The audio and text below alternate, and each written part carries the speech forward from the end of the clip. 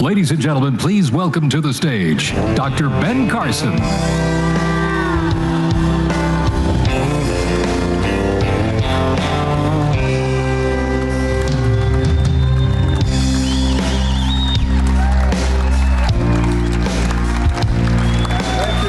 Thank you.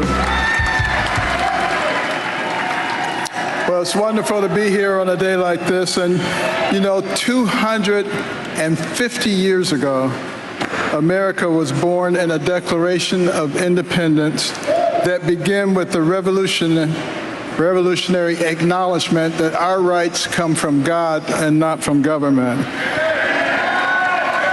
And it ended with an appeal to divine providence for protection. The Lord heard that call, and there has been no nation since that time that has been so blessed. We're so blessed to be here.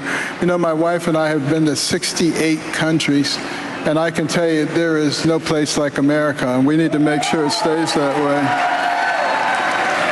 But remember our improbable rebellion against the most powerful military force on earth, or the forging of our Constitution. Look at our prosperity, our technological innovation, our culture of freedom, our triumphs over slavery, totalitarianism, segregation, hunger, and disease, even over the surly bonds of earth. We're the only nation defined by a dream. Nobody else has a dream. Think about that. I know because I've lived it. Think about a country where my mother, born in poverty to a very large rural family, bounced around from house to house, never had a home, achieved less than a third-grade education, got married at age 13, discovered that her husband was a bigamist, that a child born into that situation can become a renowned neurosurgeon. Think about it.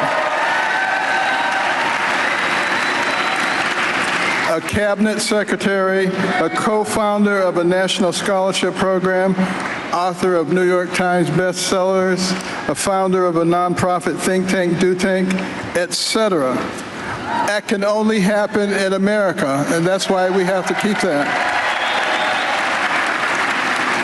And it has to be a very special place, a place that is a land of freedom and opportunity, where we split the atom, rocket it to the moon, and put all human knowledge in the palm of our hands. America is not only a land of opportunities, it's a land of the impossible. Some skeptics today say we can't do this for another 250 years.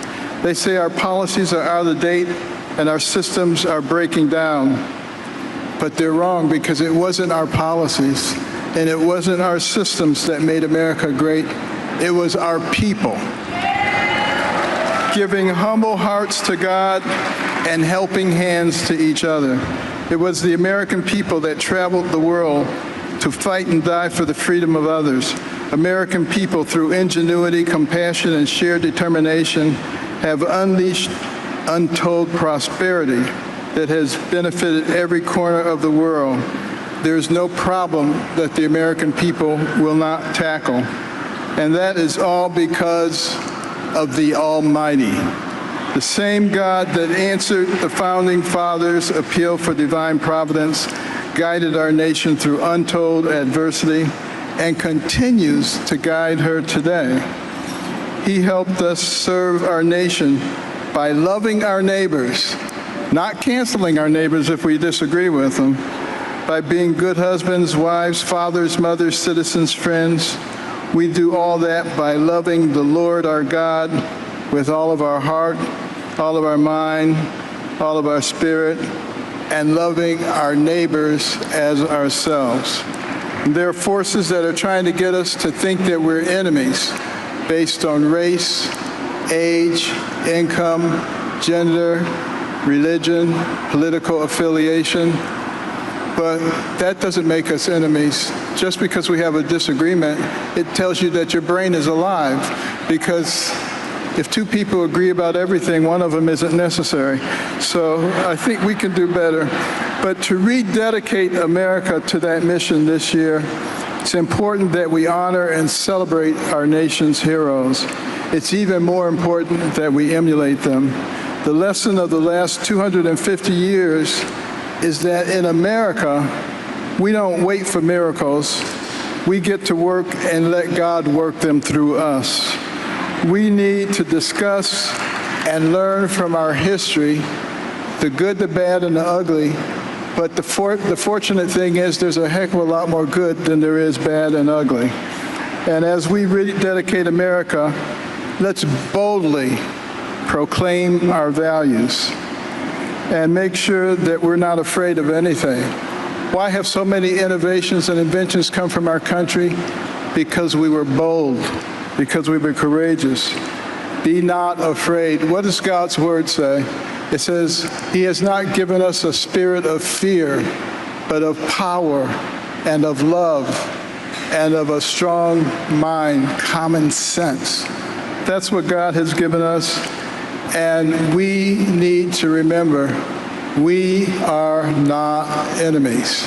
Don't let anybody convince you that we are, because our strength comes from unity, and we must be courageous because you cannot be the land of the free if you're not the home of the brave. God bless you all. Thank you.